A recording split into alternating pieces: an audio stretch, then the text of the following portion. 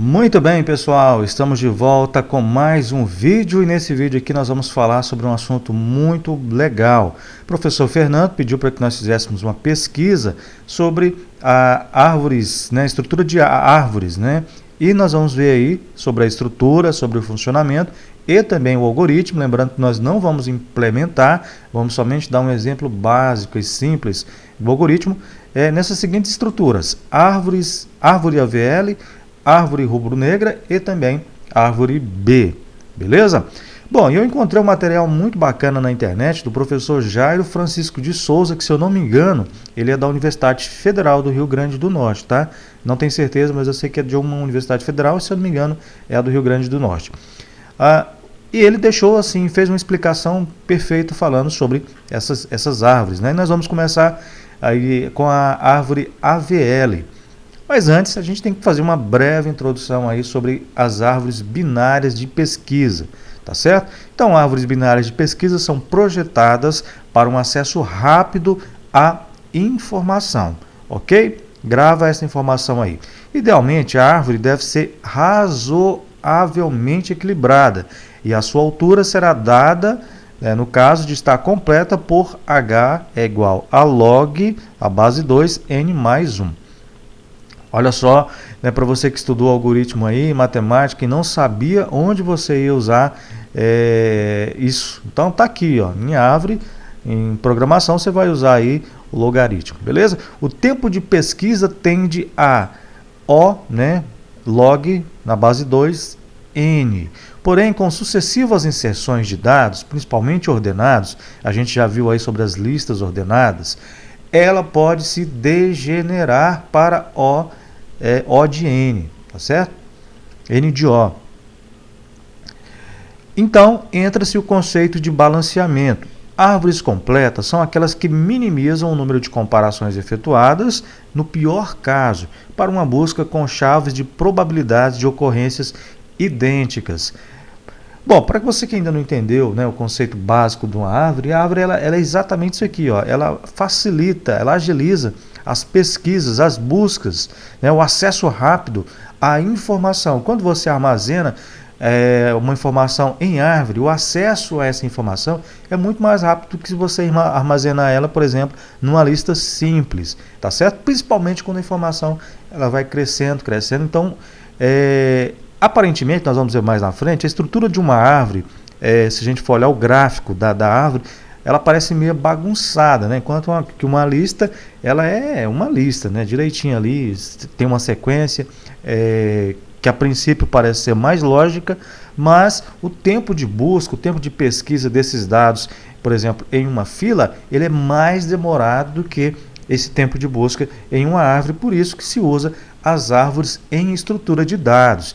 E por isso também que nós temos vários tipos de árvores em estrutura de dados, e nesse vídeo aqui nós vamos ver três, né? A árvore AVL, a árvore rubro-negra e também a árvore B.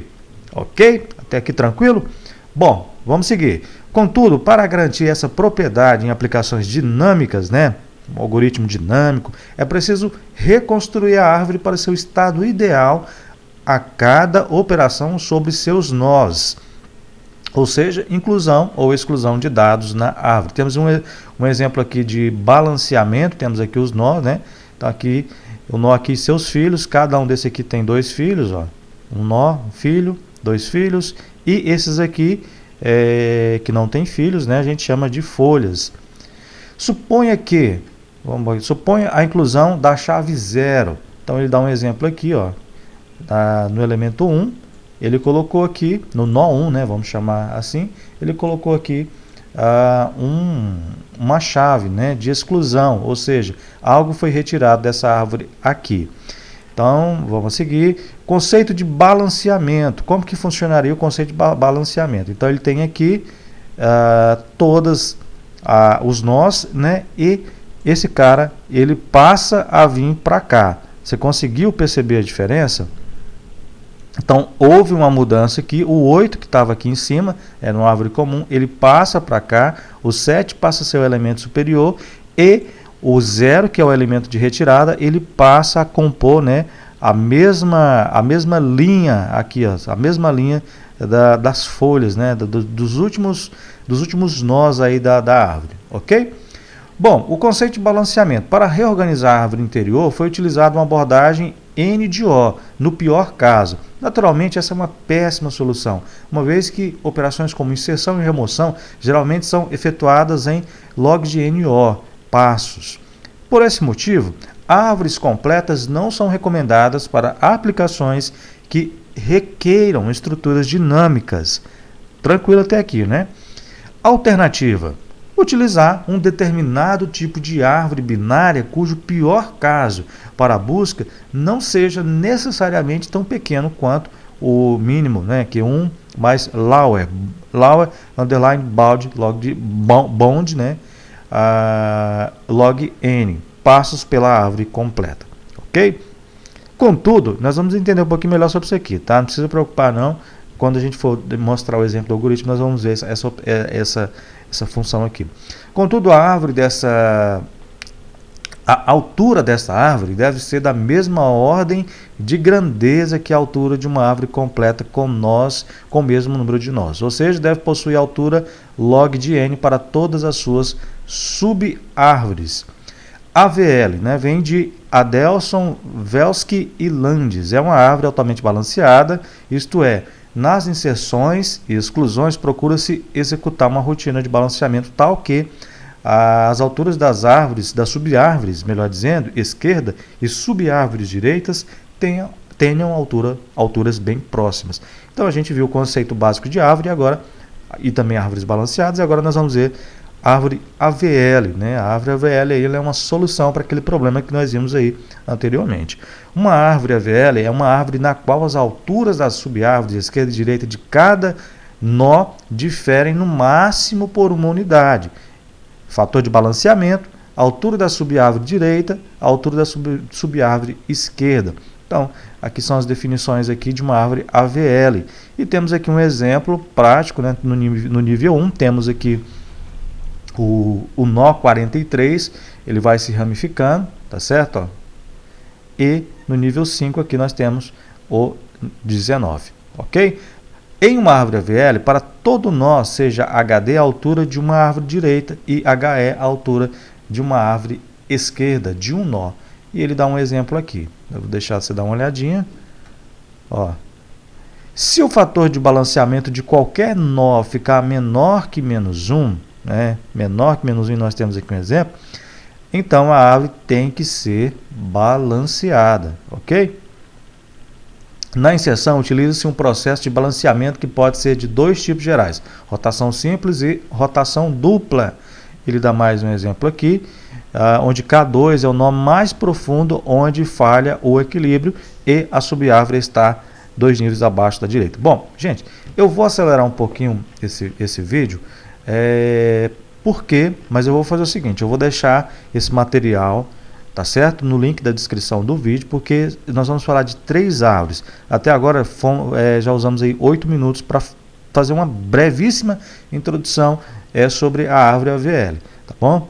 Mas eu vou deixar esse material, né, para você quiser ler ele com mais profundidade, tá ok? Você vai ter ele aí no link da descrição do vídeo. Então, ele faz aqui left, right, né, rotação esquerda-direita. Então ele está fazendo essa rotação aqui. Agora right, left, contrário, rotação da direita para a esquerda. E temos aqui o fator de balanceamento, que é o coeficiente que serve como referência para verificar uma árvore AVL está ou não balanceada. O fator é calculado nó a nó e leva em consideração a diferença das alturas das sub-árvores da direita e da esquerda. Genericamente ele dá uma formulazinha aqui, né, bem tranquila. Também dá um exemplo aqui de cada nó, né, a posição aqui de cada nó. Quando balancear, sempre que existir um fator de balanceamento superior a mais 1 ou inferior a menos 1. Essa é a regra aí de quando você deve balancear. Caso exista mais de um nó que se encaixe nesse perfil, deve-se sempre balancear o nó com o nível mais alto, tá ok? Então ele dá aqui alguns passos para fazer esse balanceamento, tá bom? Fala os tipos de balanceamento também, né? O balanceamento RR, né? Seja direita para direita. E aqui um exemplo aqui básico, né, de uma função que faz esse balanceamento aí, né? Ele está fazendo esse balanceamento aqui no caso da direita para a esquerda, correto? Não, da esquerda para a direita, é isso mesmo. Então temos aqui novamente uma forma de gráfico, né? Ele fazendo esse balanceamento. Fala um pouco sobre nó. Tipo de balanceamento LL. Tem os tipos de balanceamento também dentro da árvore AVL. Ok? Aqui ele dá um outro exemplo aqui. O algoritmo aqui estático, né? Uma função estática que faz esse balanceamento aí. Tá, ok? Então vou avançando, vou passar para frente. Ele dá aqui um outro exemplo aqui. Rotação RR, que vai retornar uma rotação LL. Então, uma funçãozinha básica também. Tipo de balanceamento RL, né? Direita para esquerda. Árvore AVL. E tem aqui, né, um exemplo aqui. Deixa eu só voltar esse slide aqui, que isso aqui é muito importante. Inserção 1, 2 e 3. Ao inserir 3, o nó raiz fica desbalanceado, ou seja, ele fica mais 2. Você consegue enxergar isso aqui nesse gráfico? Então, ele vai ficar mais 2. Aqui, temos aqui o antes e o depois. Tá certo? Inserção 4 e 5. Então, 4 e 5, ele já não vai ter problema. Então, ele vem... se fosse aqui, no caso de uma árvore antes, ele ficaria 4 e 5. Na árvore balanceada, ele vai vir para cá, o 4 vem para o lugar do 3, o 3 fica, e o 5 ficam como aí sendo filhos, né, do nó 4. Você entendeu essa lógica aí de balanceamento da árvore? Tá certo? Porque senão, dependendo da inserção, eu vou tentar clarear aqui agora para você, dependendo da inserção de dados que o usuário, que o programa for armazenando dentro da árvore, se você não balanceia essa árvore, olha só o que vai acontecer. Imagina, porque só para você entender, os dados que o usuário vai digitar, vai inserir, ou o próprio programa de alguma forma automática vai armazenar nessa árvore, eles não vão ser bonitinho como lá na teoria. Por exemplo, eu vou balancear aqui a minha árvore, vou colocar X números aqui do lado direito, X números aqui do lado esquerdo, para fazer uma árvore binária linda, perfeita. Não vai ser assim. A gente não sabe quais serão os dados que serão inseridos.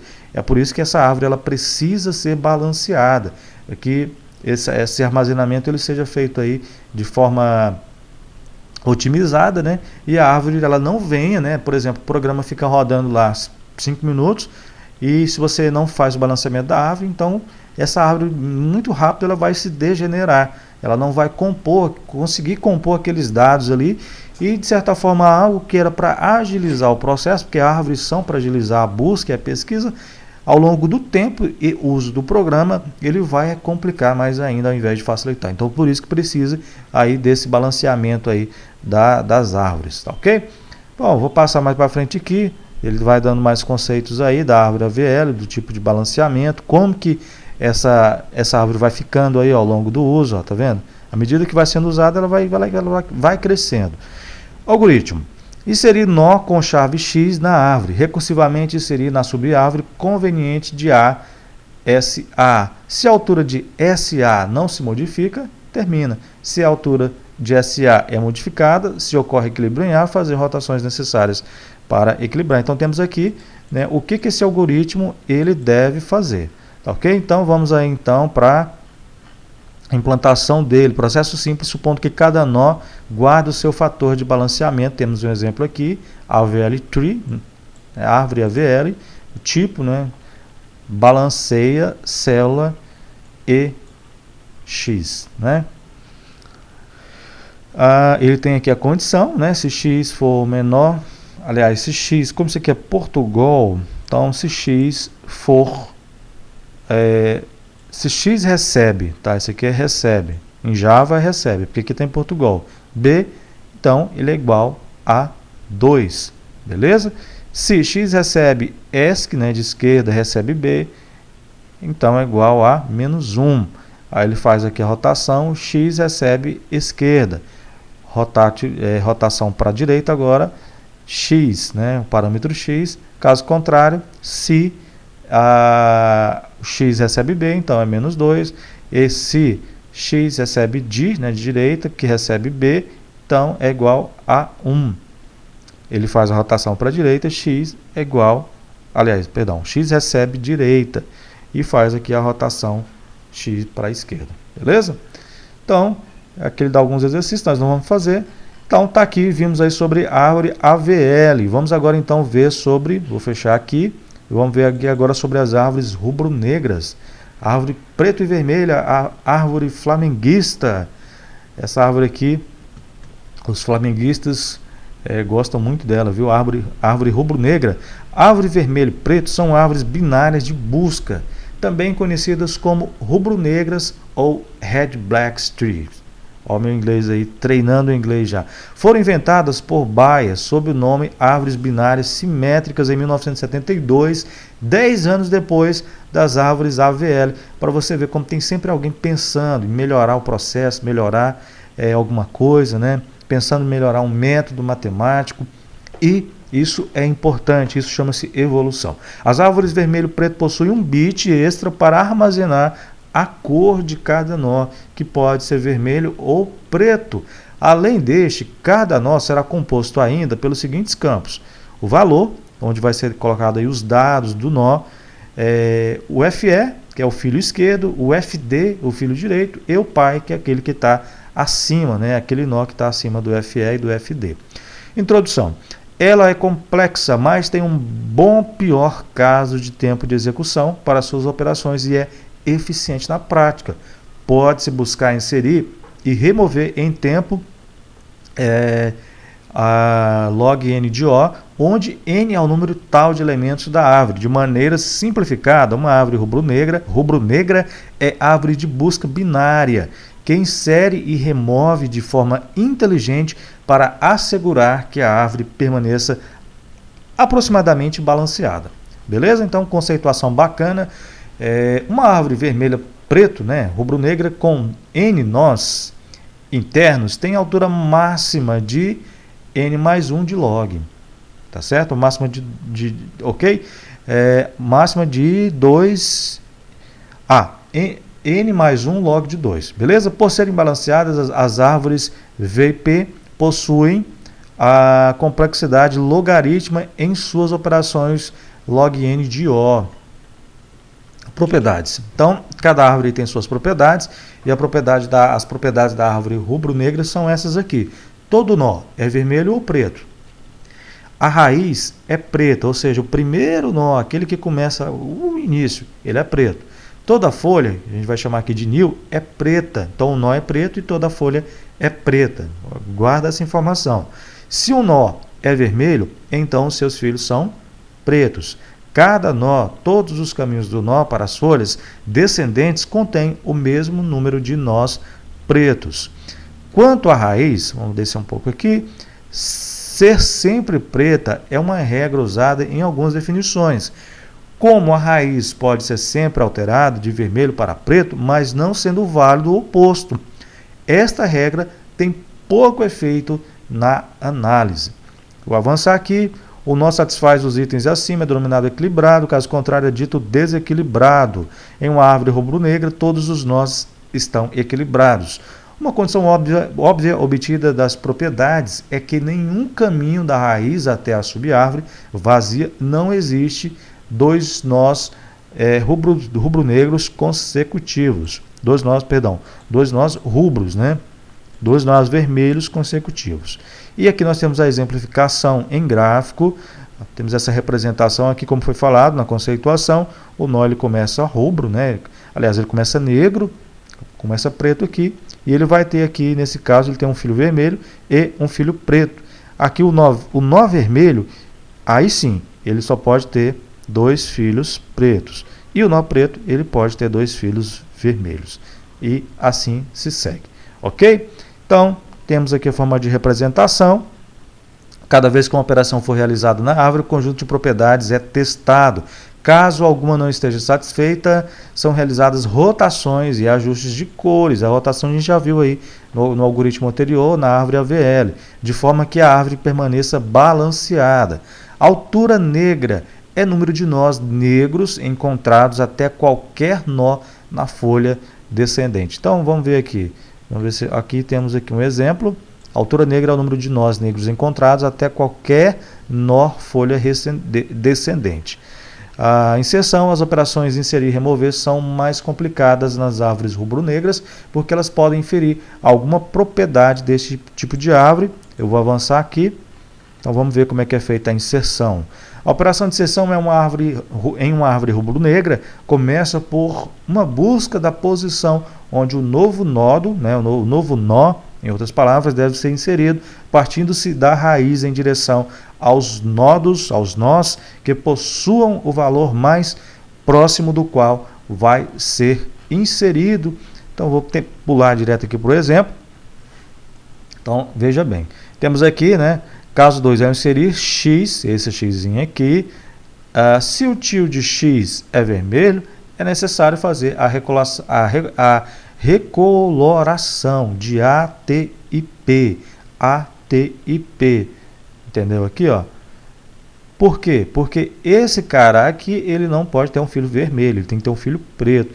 Então, só que aí, para esse cara ser preto, também tem que fazer a recoloração do nó, né? Do nó raiz aqui. Então, muda todas as cores aqui, com exceção do X, que é aquele que você vai mudar. Então, o A passa a ser vermelho, os filhos dele aqui, né, T e P, passam a ser pretos, e o X, que passa a ser o filho de P, continua vermelho. Beleza? Então, temos aí essa lógica aqui muito bem estabelecida.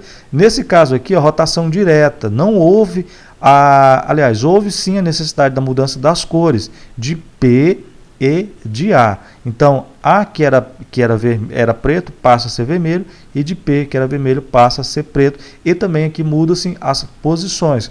Por quê? Para que haja que fique igual, né? A raiz preta com os filhos vermelhos. Beleza? Então, temos aí a recoloração de P e A.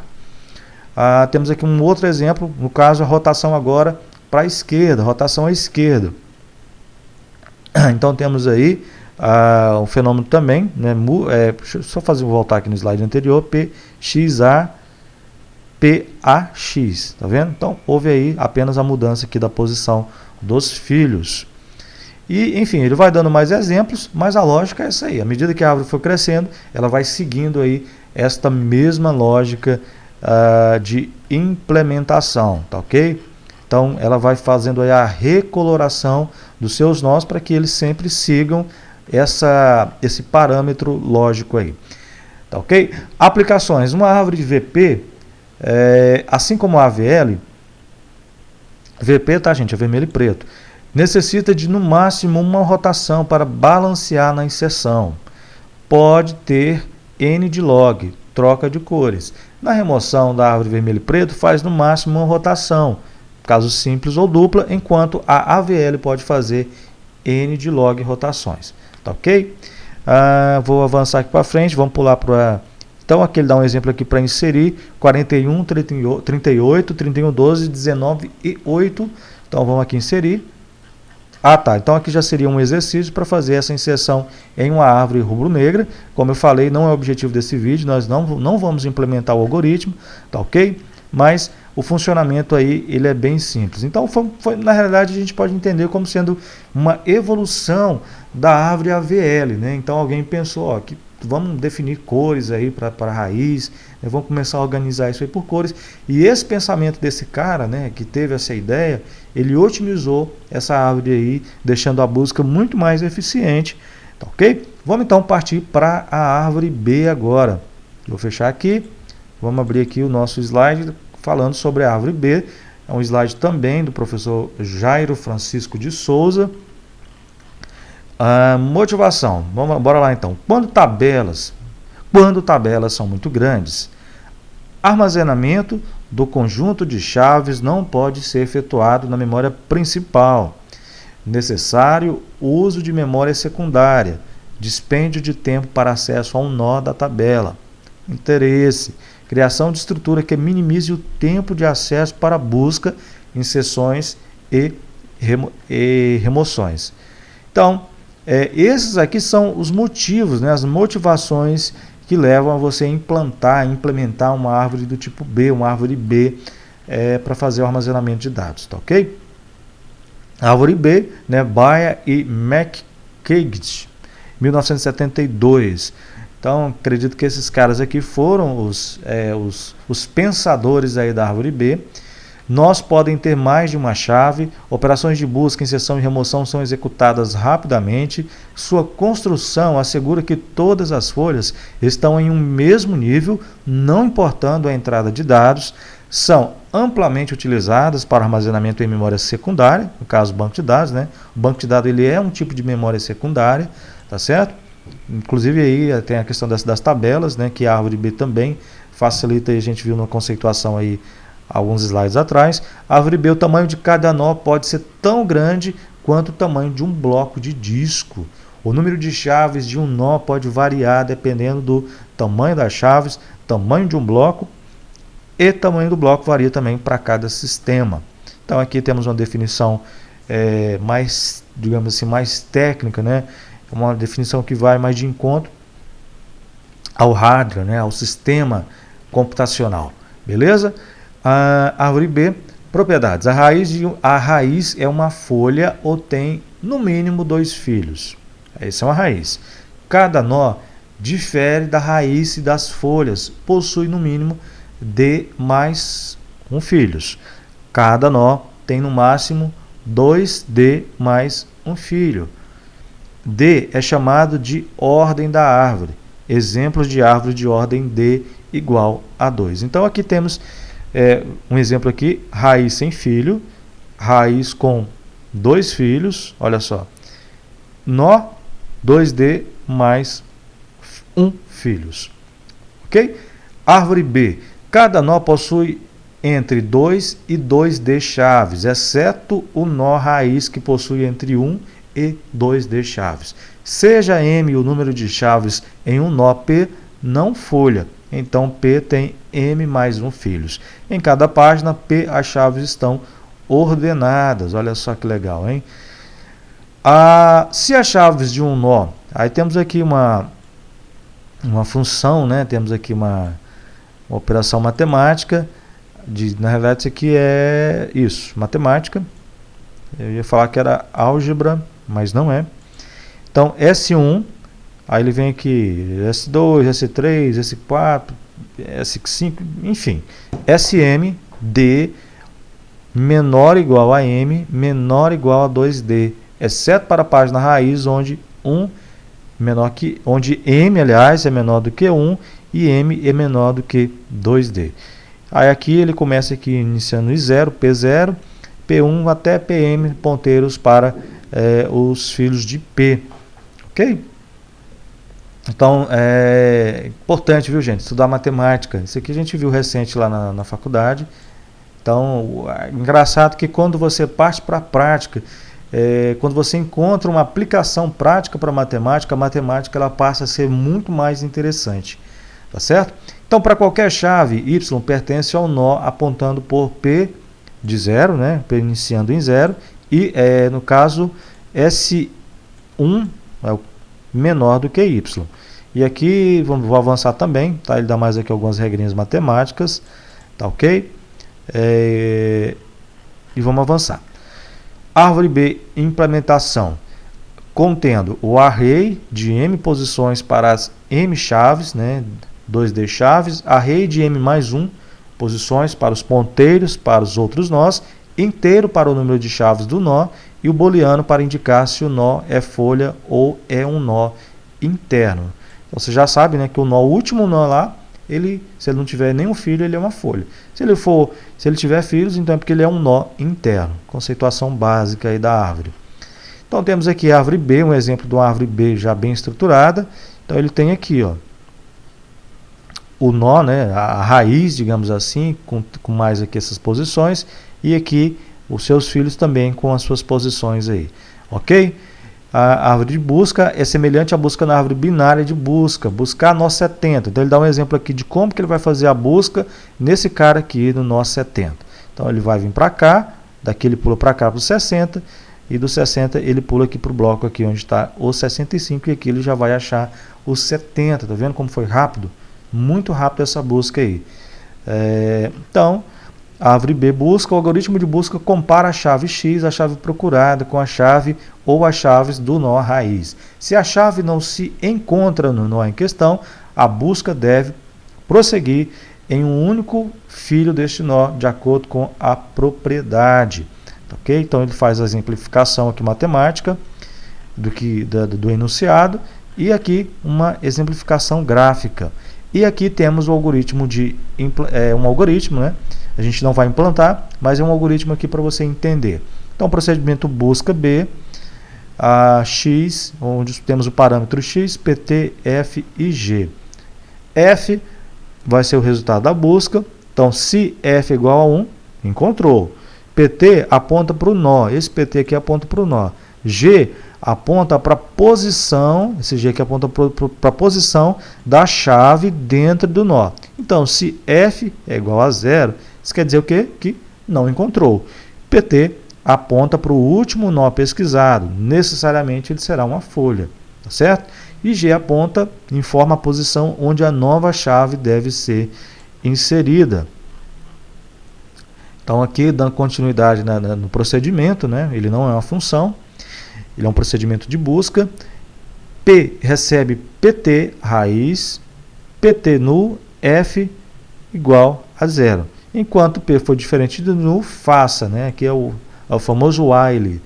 I recebe G, que recebe 0, PT recebe P, while novamente.